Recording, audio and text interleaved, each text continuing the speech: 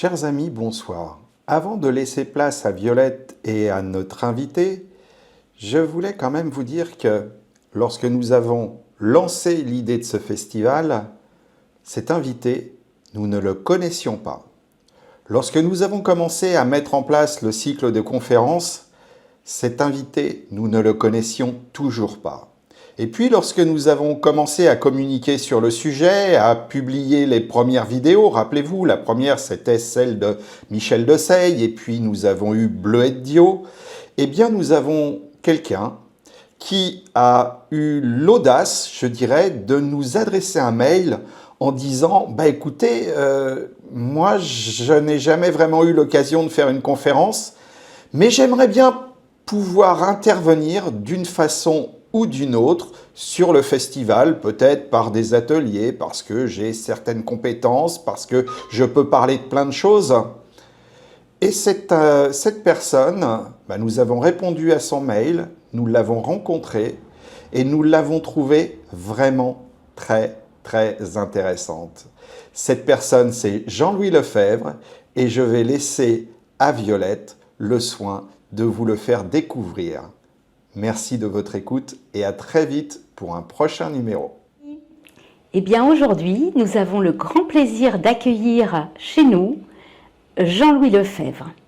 Alors Jean-Louis Lefebvre, il va nous faire une conférence très UFO le vendredi 10 mai. Et je vais vous le présenter. Donc voilà Jean-Louis, il est là. Bonjour Jean-Louis. Bonjour à vous. Alors Jean-Louis, parle-nous de toi déjà, qui es-tu?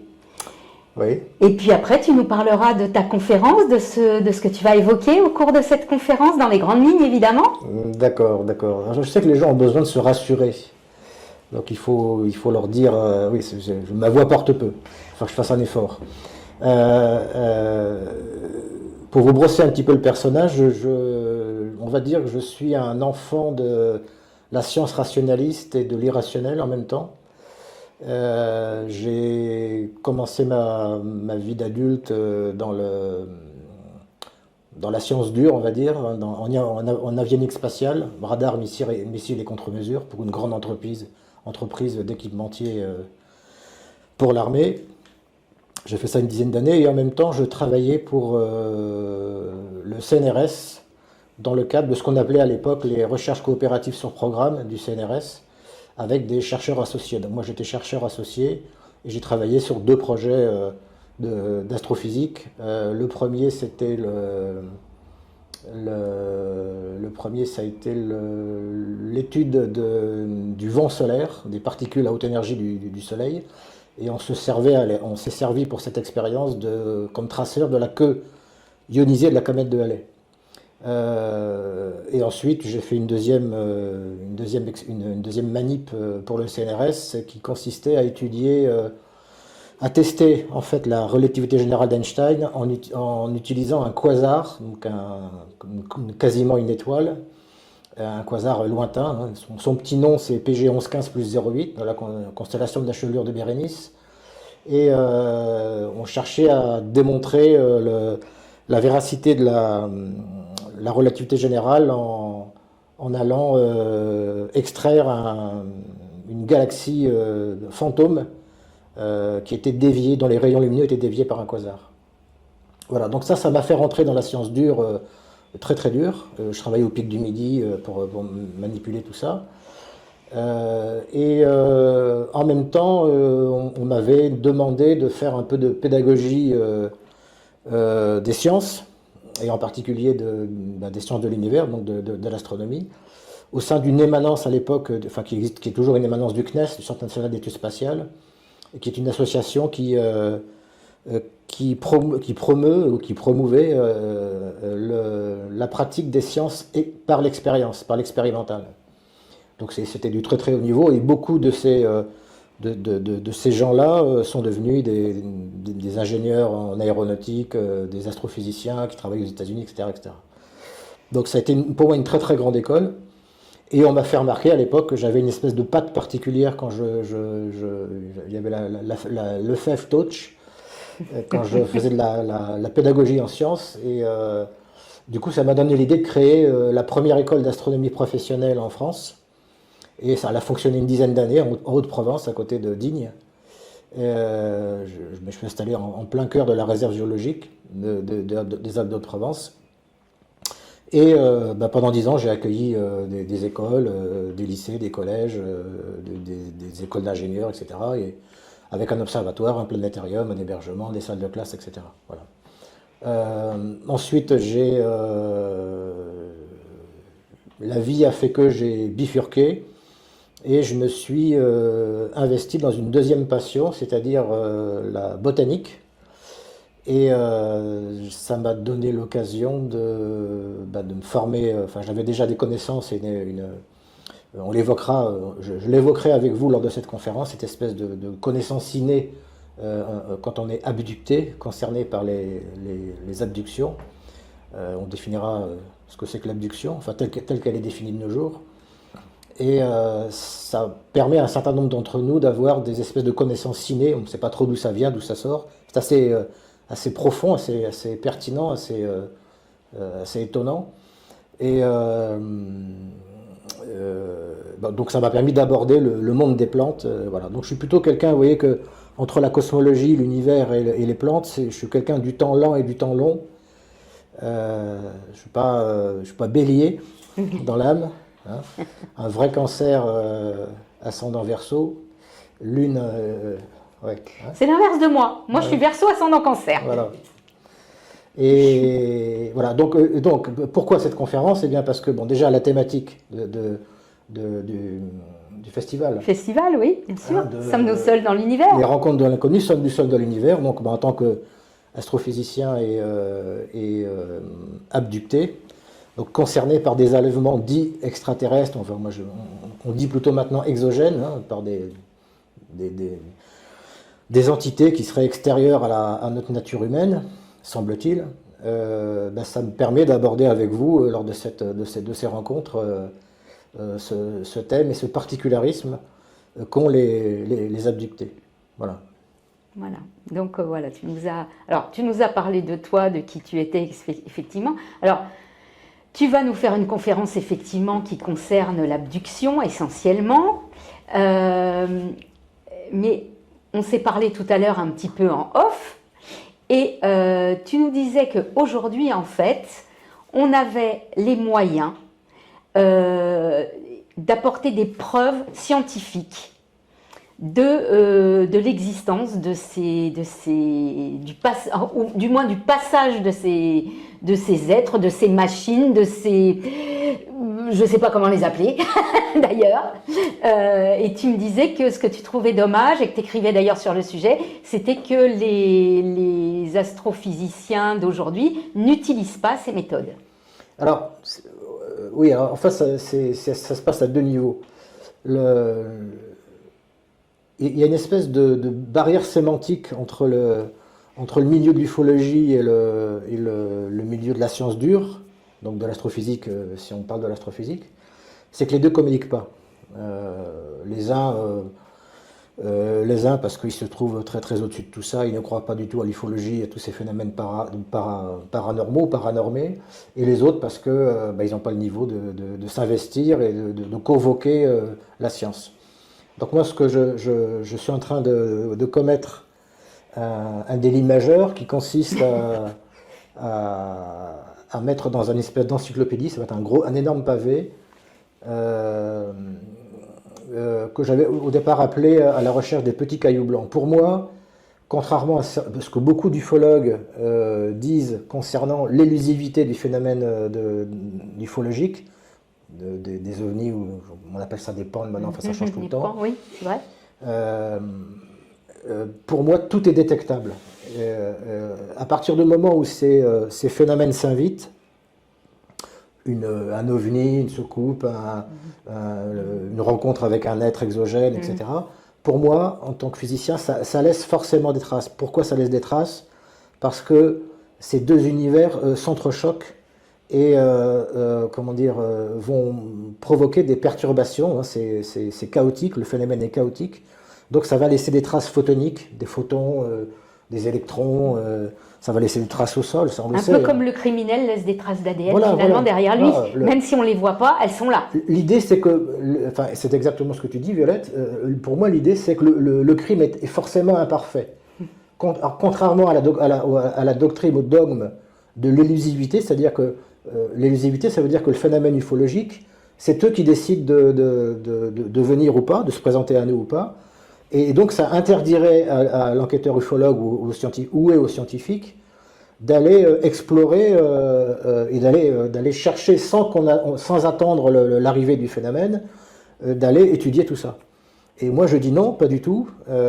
À partir du moment où il y a une intervention, il y a une connexion entre deux espaces-temps, entre ce que j'appelle moi la physique des milieux, eh bien ça va toujours laisser des traces. Des traces, c'est quoi? C'est quand vous prenez un verre, hein, c'est un de nos amis hier soir qui prenait cette belle analogie, hein, quand vous prenez un verre dans les mains et que vous vous reposez et que vous sortez de la pièce, quelqu'un rentre dans la pièce, a priori il ne sait pas que quelqu'un a pris cette tasse.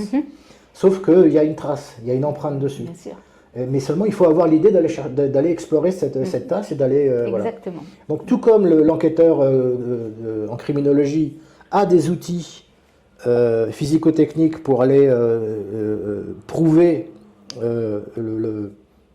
certains actes délictueux, nous, en cosmologie, en astrophysique, on a énormément d'outils, hein, depuis Galilée, ça fait plus de 400 ans, que le travail de l'astronome, de l'astrophysicien, c'est de mettre en place, de créer des outils pour aller explorer l'invisible. Il ne faut pas vous imaginer que l'univers est visible et totalement visible. De ce qu'on observe, et ça je vais en parler dans la conférence, de ce qu'on observe de l'univers, ça ne concerne que 5% de l'univers connu a priori, qu'on a pesé, hein, donc on connaît l'influence. On n'en voit que 5%, tout confondu. Pour aller voir, rien que pour aller voir ces 5% qui sont très très peu visibles, hein, dès qu'on va s'extraire un peu du système solaire ou de la galaxie, et on va dire de la banlieue de notre système solaire, des photons, on n'en a plus beaucoup. Donc, quelquefois, on n'en a quasiment plus ou pas. Bon, on a l'impression de ne pas en avoir. Pourtant, c'est le cas du télescope James Webb, avant lui Hubble ou d'autres, on est capable, en faisant des pauses très longues, avec des spectrographes, avec des photomètres, avec des filtres, avec tout ce que tu veux, on est capable d'aller chercher une information qui apparemment n'est pas là. Et on l'extrait. Et on voit apparaître des galaxies, des nébuleuses, des comportements particuliers, des singularités dans l'univers, qui a priori ne sont pas là. Elles ne sont pas là, apparemment c'est vide. Et pourtant c'est plein, le rien n'existe pas, le vide n'existe pas. C'est plein d'informations. C'est plein d'informations. Et donc dans ce milieu ufologique, je ne me revendique pas, j'ouvre une parenthèse, je ne me revendique absolument pas ufologue. Pour moi, le terme d'ufologie est dévoyé. Hein, l'ufologie, logis c'est logos, la science, et de la science, l'ufologie n'utilise rien, quasiment rien. Pourquoi? Parce qu'il n'y a pas d'esprit chez les ufologues. Ce sont souvent des commentateurs, des gens qui vont compiler des témoignages, compiler voilà. Mais il n'y a pas de véritable chercheur au sens scientifique du terme. Ça n'existe à ma connaissance pas. Peut-être Eric Zürcher qui explore un petit peu par le biais il a une démarche scientifique d'universitaire. Mais en dehors de ça, moi j'en connais pas. Alors peut-être un peu aux États-Unis avec Jacques Vallée, d'autres. Enfin, tout ça est très caché, très occulté. On imagine pourquoi. Mais en tout cas, on a tous les outils nécessaires, à mon avis, pour aller explorer l'invisible dans ce domaine-là. Et pour moi, en plus, ça va ouvrir d'autres portes, surtout tous ces domaines parapsychologiques, ce qu'on appelle les fantômes, les apparitions d'esprits, etc. Et c'est les mêmes outils d'exploration qui vont nous permettre d'aller toucher du doigt, un petit peu comme l'imagerie kirliane ou ce genre de choses. A priori, avant que le kirlian n'existe pas, on était incapable de voir qu'un magnétiseur était capable pourquoi et comment il avait une action sur le corps. Avec le kirlian, c'est entre l'avant, le pendant et l'après intervention du magnétiseur, l'image kirliane, elle change, elle se métamorphose complètement. Ah oui. On le voit avec les travaux de Korotkov, effectivement. Voilà. On voit donc c'est tout ça Tout ça, ça c'est un des outils inventés par un Russe, d'ailleurs, par ailleurs, un couple d'électriciens russes, les Kirlian, au début du XXe siècle. Mais en astrophysique, en astronomie, on déborde d'outillage de ce type-là, qu'on peut mettre tout à fait en exergue et utiliser dans le cadre de la recherche dite ufologique. Donc pour moi, les ufologues sont des ufonomes. Oui, c'est comme les astrologues devraient normalement s'appeler, enfin les astronomes de maintenant devraient s'appeler les astrologues, logos, la science, et les astrologues, donc ceux qui interprètent cet art, comment dire, de l'alignement planétaire, de l'alignement planétaire en fait. Voilà, planétaire. Avant Galilée, on pouvait pas, même encore après jusqu'à Newton, on pouvait pas être astrologue sans être astronome. Voilà. Absolument. C'était complètement connexe. Voilà, complètement connexe. Voilà. Donc, bon, voilà ma démarche. Donc, dans ce livre, je vais décrire tout ce qui, à mon sens, constitue l'outillage, la boîte à outils. Je parle d'une boîte à outils dans le livre. On va ouvrir la boîte à outils.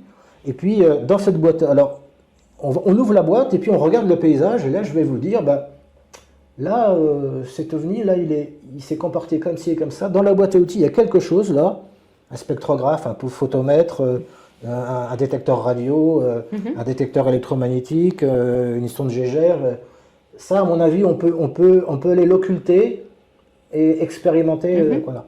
Je vais aborder aussi les plantes, c'est aussi mon domaine. Donc, on va parler beaucoup des plantes bio-indicatrices. J'en vois souvent dans des témoignages, des rapports d'enquête d'OVNI.